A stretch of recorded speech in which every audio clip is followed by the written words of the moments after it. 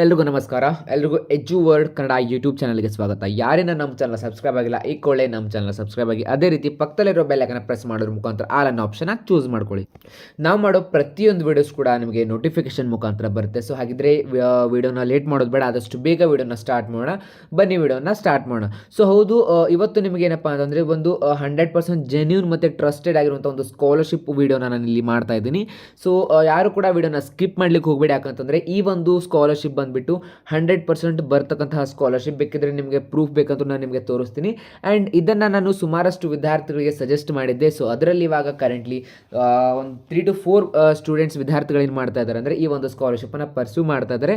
ಮತ್ತು ಈ ಒಂದು ಸ್ಕಾಲರ್ಶಿಪ್ ಬರೀ ನಿಮಗೆ ಸ್ಕಾಲರ್ಶಿಪ್ ಅಮೌಂಟನ್ನು ಮಾತ್ರ ಕೊಡೋದಿಲ್ಲ, ನಿಮಗೆ ಒಂದು ಮೆಂಟರ್ಶಿಪ್ ಪ್ರೋಗ್ರಾಮನ್ನು ಕೊಡ್ತಾರೆ. ಮತ್ತು ನಿಮಗೆ ಯಾವ ರೀತಿ ನೀವು ಟೆಕ್ನಿಕಲ್ ಕೋರ್ಸಸ್ಗಳನ್ನು ಕಂಪ್ಲೀಟ್ ಮಾಡಿದ ನಂತರ ಒಂದು ಕಂಪ್ನಿಯಲ್ಲಿ ಇಂಟರ್ನ್ಶಿಪ್ಗಳನ್ನು ಹೇಗೆ ಪಡೆಯೋದು, ಮತ್ತು ಅದಾದ ನಂತರ ನಿಮ್ಮ ಪ್ಲೇಸ್ಮೆಂಟ್ಸ್ ಯಾವ ರೀತಿ ಆಗೋದು, ಇದರ ಬಗ್ಗೆ ಪೂರ್ತಿ ಗೈಡೆನ್ಸನ್ನು ಕೊಡ್ತಾರೆ. ಸೊ ಇದರ ಬಗ್ಗೆ ನೀವು ಯೂಟ್ಯೂಬ್ಗಳಲ್ಲಿ ಹೋಗಿ ಇದರ ಒಂದು ಅಫಿಷಿಯಲ್ ವೀಡಿಯೋಸ್ಗಳನ್ನು ನೋಡ್ಬೋದು.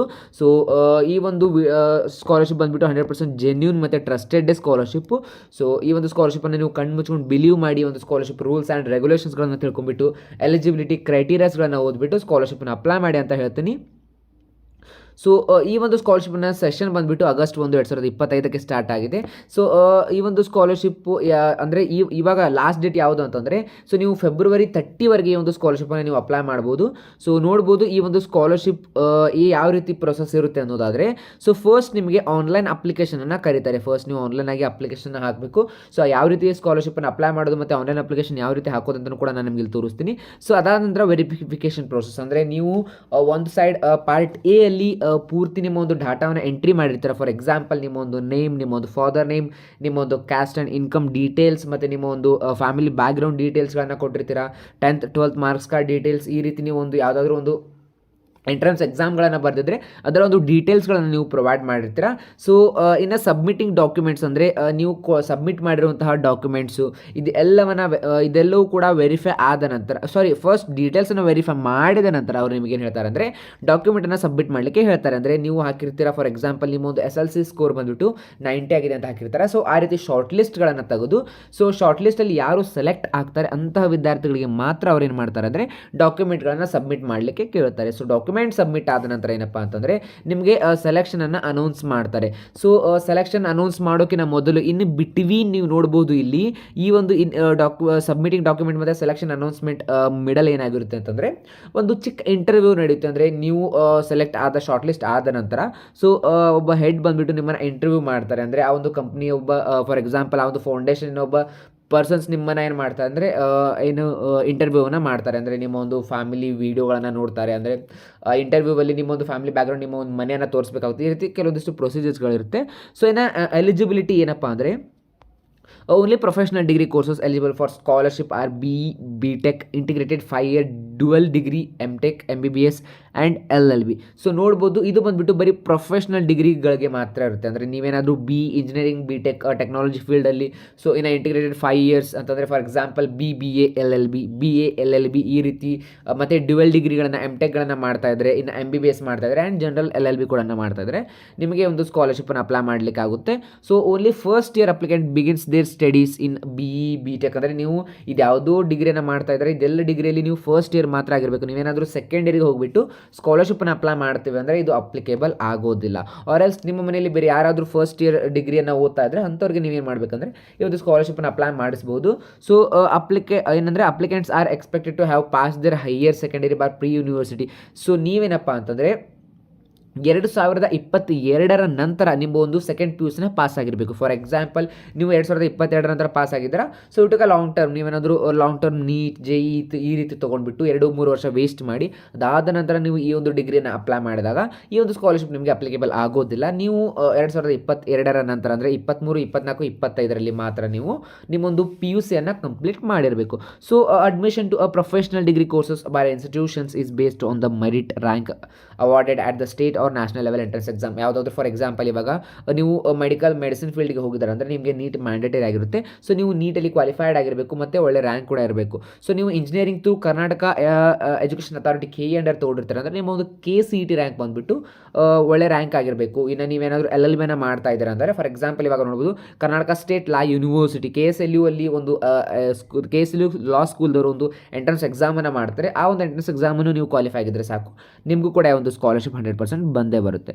ಸೊ ಇಲ್ಲಿ ಮತ್ತೆ ನೋಟಲ್ಲಿ ಕೊಟ್ಟಿದ್ದಾರೆ diploma students admitted to BE BTech courses on lateral entry bases so are not eligible ಅಂತ ಕೊಟ್ಟಿದ್ದಾರೆ. ಸೊ ನಮ್ಮ ಮ್ಯಾಂಡೇಟರಿ ಡಾಕ್ಯುಮೆಂಟ್ಸ್ ಏನೇನಂತ ನೋಡ್ಬೋದು ನೀವು ಇಲ್ಲಿ. ಕ್ಲಾಸ್ 12 ಮಾರ್ಕ್ ಶೀಟ್ ಆಗಿರುತ್ತೆ, ಎಂಟ್ರೆನ್ಸ್ ರ್ಯಾಂಕ್ ಸರ್ಟಿಫಿಕೇಟ್ ಆಗಿರುತ್ತೆ, so counselling letters for a seat allotment, family income certificate ಅವರ salary slip ಅವ್ರ IT return form, so Aadhaar original Aadhaar ಬೇಕಾಗುತ್ತೆ, ನಿಮ್ಮೊಂದು tuition hostel bar mess pay if in case ನೀವು ಫೀಯನ್ನು pay ಮಾಡಿದರೆ ನಿಮ್ಮೊಂದು ಪೇಡ್ ಫೀ ರೆಸಿಪ್ಟ್ಗಳು ಬೇಕಾಗುತ್ತೆ.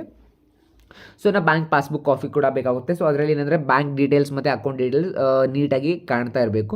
So bona fide certificate issued by college ಅಂದರೆ ನಿಮ್ಮೊಂದು ಕಾಲೇಜಲ್ಲಿ ನಿಮಗೆ ಬೋನಫೈಡ್ ಸರ್ಟಿಫಿಕೇಟನ್ನು ಕೊಟ್ಟಿರ್ತಾರೆ, ಅದು ಕೂಡ ಇಲ್ಲಿ ಮ್ಯಾಂಡೇಟರಿ ಆಗಿ ಬೇಕಾಗುತ್ತೆ. ಸೊ ಇನ್ನು fee structure for the courses, for example ನೀವು ಫಸ್ಟ್ ಇಯರಿಂದ ಹಿಡಿದು ಫೈನಲ್ ಇಯರ್ವರೆಗೂ ನಿಮಗೆ ಒಂದು ಫೀ ಸ್ಟ್ರಕ್ಚರನ್ನು ಕೊಡ್ತಾರೆ ಕಾಲೇಜ್ ವತಿಯಿಂದ, ಅದು ಬೇಕಾಗುತ್ತೆ. And parents are guardians declaration ಒಂದು ಫಾರ್ಮ್ ಜನರೇಟ್ ಆಗುತ್ತೆ ನೀವು ಅಪ್ಲಿಕೇಶನ್ ಹಾಕಿದ ನಂತರ. ಸೊ ಆ ಒಂದು ಫಾರ್ಮ್ ಮೇಲೆ ನಿಮ್ಮೊಂದು ಪೇರೆಂಟ್ ಸೈನ್ ಕೂಡ ಬೇಕಾಗುತ್ತೆ. ಸೊ ಇಷ್ಟೆಲ್ಲವೂ ಕೂಡ ಇರಬೇಕು. ಆ್ಯಂಡ್ ನೀವು ನೋಡ್ಬೋದು ಇಲ್ಲಿ ಎಷ್ಟು ಕೋರ್ಸ್ ಬಂದರೆ ನೀವು ಇಫ್ ಇನ್ ಕೇಸ್ ನೀವು ಮೆಡಿಕಲ್ ಮಾಡ್ತಾ ಇದ್ದೀರಾ ನೀಟಲ್ಲಿ ನಿಮಗೆ 40,000ಕಿಂತ ರ್ಯಾಂಕ್ ಒಳಗಡೆ ಇರಬೇಕು. ಇಫ್ ಇನ್ ಕೇಸ್ ನೀವು 5 year integrated BLLB BCom LLB BBA LLB so BBM LLB BLS LLB ಈ ರೀತಿ ಮಾಡ್ತಾ ಇದ್ದರೆ ನಿಮ್ಮ ರ್ಯಾಂಕ್ಸ್ ಆಧಾರದ ಮೇಲೆ ಕ್ಲಾಟ್ ಎಕ್ಸಾಮ್ ಅಂದರೆ ಕಾಮನ್ ಲಾ ಆಪ್ಟಿಟ್ಯೂಡ್ ಟೆಸ್ಟಲ್ಲಿ ನೀವು 7,000 ರ್ಯಾಂಕ್ ಒಳಗಡೆ ಇರಬೇಕು. ಸೊ ಇನ್ನು MHCET ಆ್ಯಂಡ್ ಕರ್ನಾಟಕ ಅದು KSLU ಎಂಟ್ರೆನ್ಸ್ ಟೆಸ್ಟ್ ಈ ರೀತಿ ನೀವೇನಾದರೂ ಎಂಟ್ರೆನ್ಸ್ಗಳನ್ನು ಮಾಡ್ತಾ ಇದ್ದರೆ ನೀವು ಇಲ್ಲಿ ಒಂದ್ಸಲಿ ವೆಬ್ಸೈಟ್ಗೆ ವಿಸಿಟ್ ಕೊಟ್ಟ ನಂತರ ನಿಮ್ಮೊಂದು ಮ್ಯಾಕ್ಸಿಮಮ್ ಎಲಿಜಿಬಿಲಿಟಿ ರ್ಯಾಂಕ್ಗಳ ಆಧಾರದ ಮೇಲೆ ನೀವೇನು ಮಾಡ್ಬೋದಪ್ಪ ಅಂತಂದರೆ ಸ್ಕಾಲರ್ಶಿಪ್ಪನ್ನು ಅಪ್ಲೈ ಮಾಡಿಸ್ಕೋಬೋದು. ಸೊ ಆ್ಯಂಡ್ ಈ ಒಂದು ಸ್ಕಾಲರ್ಶಿಪ್ಪನ್ನು ಅಪ್ಲೈ ಮಾಡೋದು ಯಾವ ರೀತಿ ಅಂದರೆ ನಿಮಗೆ ನಾನು ಡಿಸ್ಕ್ರಿಪ್ಷನಲ್ಲಿ ಲಿಂಕನ್ನು ಪ್ರೊವೈಡ್ ಮಾಡ್ತೀನಿ.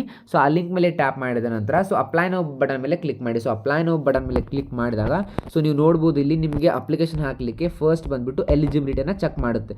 ಅಂದರೆ ಸಬ್ಮಿಟ್ ಯುವರ್ ಡೀಟೇಲ್ಸ್, ನಿಮ್ಮೊಂದು ನೇಮ್, ನಿಮ್ಮೊಂದು ಮೊಬೈಲ್ ನಂಬರ್, ನಿಮ್ಮೊಂದು ಇಮೇಲ್ ID ಇದನ್ನೆಲ್ಲವನ್ನು ನೀವು ಫಿಲ್ ಮಾಡಿ ಅಪ್ಲೈ ಅಂತ ಕೊಟ್ಟ ನಂತರ ನೋಡ್ಬೋದು. ಸೊ ಡೀಟೇಲ್ಸನ್ನು ಹಾಕಿ ಅಪ್ಲೈ ಮೇಲೆ ಕ್ಲಿಕ್ ಮಾಡಿ. ಸೊ ಅದು ನಿಮ್ಮೊಂದು ಅಪ್ಲೈ ಕ್ಲಿಕ್ ಮಾಡಿದಾಗ ನೋಡ್ಬೋದು ನೀವು ಇಲ್ಲಿ. ಸೊ ಇವಾಗ ಏನಂದರೆ ನಿಮ್ಮೊಂದು ಇಮೇಲ್ ID ಮತ್ತು ನಿಮ್ಮೊಂದು ಮೊಬೈಲ್ ನಂಬರ್ನ ಕೇಳುತ್ತೆ. ಸೊ ನಿಮ್ಮ ಇಮೇಲ್ ID ಮತ್ತು ಮೊಬೈಲ್ ನಂಬರ್ನ ಹಾಕಿ ರಿಜಿಸ್ಟರ್ ಮಾಡ್ಕೊಳ್ಳಿ. ಸೊ ನೀವು ಇಮೇಲ್ ID ಮತ್ತು ನಿಮ್ಮೊಂದು ಮೊಬೈಲ್ ನಂಬರ್ ಹಾಕಿದ ನಂತರ ನಿಮಗೆ ಅಪ್ಲಿಕೇಶನ್ ಓಪನ್ ಆಗುತ್ತೆ. ಸೊ ನಿಮ್ಮೊಂದು ಫಸ್ಟ್ ನೇಮ್, ನಿಮ್ಮೊಂದು ಲಾಸ್ಟ್ ನೇಮ್, ನಿಮ್ಮೊಂದು ಜೆಂಡರ್, ನಿಮ್ಮೊಂದು ಇಮೇಲ್, ನಿಮ್ಮೊಂದು ಮೊಬೈಲ್ ನಂಬರ್ ಮತ್ತು ವಾಟ್ಸಾಪ್ ನಂಬರ್, ನಿಮ್ಮ ಆಧಾರ್ ನಂಬರ್ ಮತ್ತು ನಿಮ್ಮ ಒಂದು ಅಕಾಮಿಡೇಷನ್ ಟೈಪ್ ಈ ರೀತಿ ಎಲ್ಲವನ್ನು ನೀವು ಹಾಕಿಬಿಟ್ಟು ಸೊ ನೆಕ್ಸ್ಟ್ ನಿಮ್ಮ ಒಂದು ಕಾಲೇಜ್ ಡೀಟೇಲ್ಸ್ಗೆ ಬರಬೇಕು. ನಿಮ್ಮ ಒಂದು ಕೋರ್ಸ್ ಡೀಟೇಲ್ಸ್ ಏನು, ನೀವು ಯಾವ ಕೋರ್ಸನ್ನು ಮಾಡ್ತಾಯಿದ್ದೀರಾ, ನೀವು ಯಾವ ಇಯರಲ್ಲಿ ಫಾರ್ ಎಕ್ಸಾಂಪಲ್ ಕೋರ್ಸನ್ನ ಚೂಸ್ ಮಾಡಿದ ನಂತರ ನಾನು ನೋಡ್ಬೋದು ಇಲ್ಲಿ ನಿಮಗೆ ಲಾನ ಚೂಸ್ ಮಾಡ್ತೀನಿ. ಸೊ ಲಾ ಅಲ್ಲಿ ಫಸ್ಟ್ ಇಯರ್ ಸೆಕೆಂಡ್ ಇಯರ್ ಈ ರೀತಿ ನಿಮ್ಮೊಂದು ಬ್ರ್ಯಾಂಚನ್ನು ಚೂಸ್ ಮಾಡಬೇಕಾಗುತ್ತೆ. ಯಾವ ಬ್ರ್ಯಾಂಚಲ್ಲಿ ಓದ್ತಾ ಇದ್ದೀರಾ, ಕಾಲೇಜ್ ನೇಮನ್ನು ಸರ್ಚ್ ಮಾಡಬೇಕಾಗುತ್ತೆ. ಫಾರ್ ಎಕ್ಸಾಂಪಲ್ ನಾವು ಯಾವುದಾದ್ರು ಒಂದು ಕರ್ನಾಟಕ ಕಾಲೇಜನ್ನು ಸರ್ಚ್ ಮಾಡಿದಾಗ ಸೊ ನೋಡ್ಬೋದು ಇಲ್ಲಿ ನಿಮಗೆ ಕರ್ನಾಟಕ ಸ್ಟೇಟ್ ಲಾ ಯೂನಿವರ್ಸಿಟಿ ಅಂತ ಬರುತ್ತೆ. ಸೊ ನಿಮ್ಮೊಂದು ಕಾಲೇಜ್ ರೋಲ್ ನಂಬರ್ನ ಹಾಕಬೇಕು. ಸೊ ಎಂಟ್ರೆನ್ಸ್ ಟೆಸ್ಟ್ ಆಧಾರದ ಮೇಲೆ name of the entrance test, ಯಾವ ಎಂಟ್ರೆನ್ಸ್ ಟೆಸ್ಟನ್ನು ಕೊಟ್ಟಿದ್ದೀವಿ ನೀವು, so common university entrance test ಅಂತ ಹಾಕಿ ಇಲ್ಲಿ. ಸೊ ಅದಾದ ನಂತರ ಎಕ್ಸಾಮ್ ಟೇಕನ್ ಇಯರ್, ಎಷ್ಟು ರ್ಯಾಂಕ್ ಬಂದಿದೆ, ಸೊ ಈ ರೀತಿ ನೀವು ನಿಮ್ಮೊಂದು ಫುಲ್ ಡೀಟೇಲ್ಸನ್ನು ಇಲ್ಲಿ ಫಿಲ್ ಮಾಡಬೇಕಾಗುತ್ತೆ. ಸೊ ಫಿಲ್ ಮಾಡಿದ ನಂತರ ಏನಪ್ಪ ಅಂತಂದರೆ ಇಲ್ಲಿ ಆ್ಯಕ್ಚುಲಿ ಇದು main about yourself and family ಅಂತ ಕೇಳಿದ್ದಾರೆ. So what is your ambition in life, ನೀವು ಏನು ಆ್ಯಂಬಿಷನ್ ಇಟ್ಕೊಂಡಿದ್ದೀರಾ ಅನ್ನೋದನ್ನು ಇಲ್ಲಿ ಕ್ಲಿಯರಾಗಿ ಮೆನ್ಷನ್ ಮಾಡಿ. Who has inspired you the most until now, why did you select this person ಅಂತ ಅದನ್ನು ಚೂಸ್ ಮಾಡಿ. And tell us somethings about yourself and strength, weakness, interest bar hobbies ಅಂತ ಚೂಸ್ ಮಾಡ್ಕೊಳ್ಳಿ. So how would you describe your families income bar living condition. So when you start earning in that way you do think you could help others ಅಂತ ಇದೆ. So ಇದನ್ನೆಲ್ಲವನ್ನು choose ಮಾಡ್ಕೊಳ್ಳಿ. ಅದಾದ ನಂತರ others details ಬನ್ನಿ.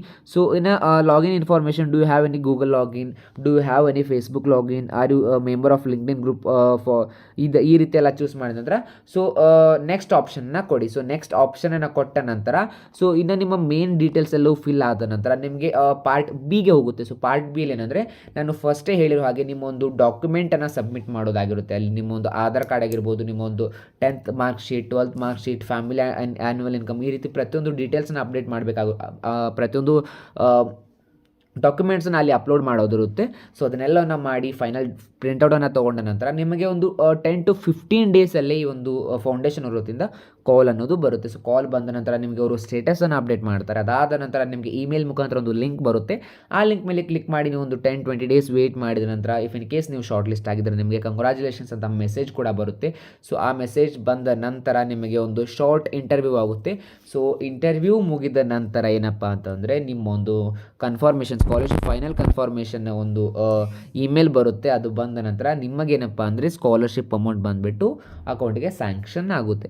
So ಇದು ಒಂದು short procedure. ನಿಮಗೆ ಆದಷ್ಟು ಬೇಗ ಈ ಒಂದು ಆ್ಯಂಡ್ ಇದು 100% ಹೇಳ್ತಾ ಇದ್ದೀನಿ, ಜೆನ್ಯೂನ್ ಮತ್ತು ಟ್ರಸ್ಟೆಡ್ ಸ್ಕಾಲರ್ಶಿಪ್ ಫಾರ್ಮೇಟ್ ಪ್ಲ್ಯಾಟ್ಫಾರ್ಮ್ ಆಗಿರುತ್ತೆ. ಸೊ ಇಲ್ಲಿ ಯಾವುದೇ ರೀತಿ ಫೇಕ್ ಈ ರೀತಿ ಏನು ಇರೋದಿಲ್ಲ. ಸೊ ನೀವು ಈ ಒಂದು ಅಫಿಷಿಯಲ್ ವೆಬ್ಸೈಟ್ಗೆ ವಿಸಿಟ್ ಕೊಡ್ಬೋದು. ಸೊ FFE ಅಫಿಷಿಯಲ್ ವೆಬ್ಸೈಟ್ ಇದೆ ನಮ್ಮ ಹತ್ರ. ಅಂದರೆ ಈ ಒಂದು ಅಫಿಷಿಯಲ್ ವೆಬ್ಸೈಟಲ್ಲಿ ನೀವು ನೋಡ್ಬೋದು. ನಿಮಗೇನಪ್ಪ ಅಂತಂದರೆ ಪ್ರತಿಯೊಂದೂ ಅವರು ಇಲ್ಲಿ ಮೆನ್ಷನ್ ಮಾಡಿರ್ತಾರೆ. ಅಂದರೆ ಅವರ ಟೀಮ್ ಆಗಿರ್ಬೋದು, ಅಬೌಟ್ ಅಸ್ ಪ್ರೋಗ್ರಾಮ್, ಈ ರೀತಿ ಪ್ರತಿಯೊಂದು ಏನಿದೆ ಇನ್ ಡೀಟೇಲಾಗಿ ಪ್ರತಿಯೊಂದು ಇಲ್ಲಿ ನಿಮಗೆ ಹೋಮಲ್ಲೇ ಸಿಗುತ್ತೆ. ಆ್ಯಂಡ್ ಇದರ ಒಂದು ಅಫಿಷಿಯಲ್ ಇನ್ಸ್ಟಾಗ್ರಾಮ್ ಪೇಜ್ಗಳು ನೀವು ಏನಪ್ಪ ಅಂದರೆ ವಿಸಿಟ್ ಮಾಡ್ಕೋಬೋದು. So this is a procedure. ಹೆಂಗಂದರೆ ಡೋನರ್ ಅವ್ರು ಬಂದುಬಿಟ್ಟು ಸ್ಟೂಡೆಂಟ್ಗೆ ಏನಪ್ಪ ಅಂತಂದರೆ ಅಮೌಂಟನ್ನು ಕೊಡ್ತಾರೆ. ಸೊ ಫೆಸಿಲಿಟೇಟರ್ಸ್ಗಳನ್ನ ಇಡ್ತಾರೆ. ಸೊ ಈ ರೀತಿ ಮೆಂಟರ್ಶಿಪ್ ಪ್ರೋಗ್ರಾಮ್ಸ್ಗಳು ಕೂಡ ಆಗುತ್ತೆ. ಸೊ ಈ ರೀತಿ ಸುಮಾರಷ್ಟು ಪ್ರೊಸೀಜರ್ಸ್ಗಳಿಲ್ಲಿದ್ದಾವೆ. ಸೊ ಇದೆಲ್ಲವನ್ನು ನೀವೇನಪ್ಪ ಅಂತಂದರೆ ಸೆಲೆಕ್ಷನ್ ಆದ ನಂತರ ಇದು ನಿಮಗೆ ತಿಳಿಯುತ್ತೆ. ಸೊ ಇದಾಗಿತ್ತು ಇವತ್ತಿನ ಒಂದು ಅದ್ಭುತ ವೀಡಿಯೋ ಅಂತಲೇ ಹೇಳ್ತೀನಿ. ಬಿಕಾಸ್ ಯಾಕಂತಂದರೆ ಈ ಒಂದು ಸ್ಕಾಲರ್ಶಿಪ್ ನನಗೆ ತುಂಬ ಹತ್ತಿರ. ಬಿಕಾಸ್ ಈ ಒಂದು ಸ್ಕಾಲರ್ಶಿಪ್ಪನ್ನು ನಮ್ಮ ಫ್ಯಾಮಿಲಿಯಲ್ಲೂ ಕೂಡ ಪಡಿತಾ ಇದ್ದಾರೆ. ಅದರಿಂದ ನಾನು ಈ ಒಂದು ಸ್ಕಾಲರ್ಶಿಪ್ಪನ್ನು ಇಷ್ಟು ಟೈಮ್ ತೊಗೊಂಡು ಮಾಡಿರೋದು. ಸೊ ಈ ಒಂದು ವೀಡಿಯೋ ಇಷ್ಟ ಆದರೆ ಲೈಕ್ ಮಾಡಿ, ಶೇರ್ ಮಾಡಿ. ಅದೇ ರೀತಿ ಈ ಒಂದು ಸ್ಕಾಲರ್ಶಿಪ್ ಈ ಒಂದು ವೀಡಿಯೋಗೆ ಏನಪ್ಪ ಅಂತಂದರೆ ನಿಮ್ಮೊಂದು ಕಮೆಂಟನ್ನು ಹಾಕಿ. ಬಿಕಾಸ್ ನೀವು ಏನಾದರೂ ಎಲಿಜಿಬಲ್ ಇದ್ದರೆ ಒಂದು ಸ್ಕಾಲರ್ಶಿಪ್ಗೆ ಅದನ್ನು ಕೂಡ ನನಗೆ ಕಮೆಂಟ್ ಮಾಡಿ. ನಾನು ನಿಮಗೆ ಫರ್ದರ್ ಏನಾದರೂ ಡೌಟ್ಸ್ ಇದ್ದರೆ ಅಲ್ಲಿ ಕ್ಲಿಯರ್ ಮಾಡುವಂಥ ಒಂದು ಹೆಲ್ಪ್ ಕೂಡ ಮಾಡ್ತೀನಿ. ಸೊ ಮತ್ತೆ ಸಿಗೋಣ ಮುಂದಿನ ವಿಡಿಯೋದಲ್ಲಿ. Thank you, bye.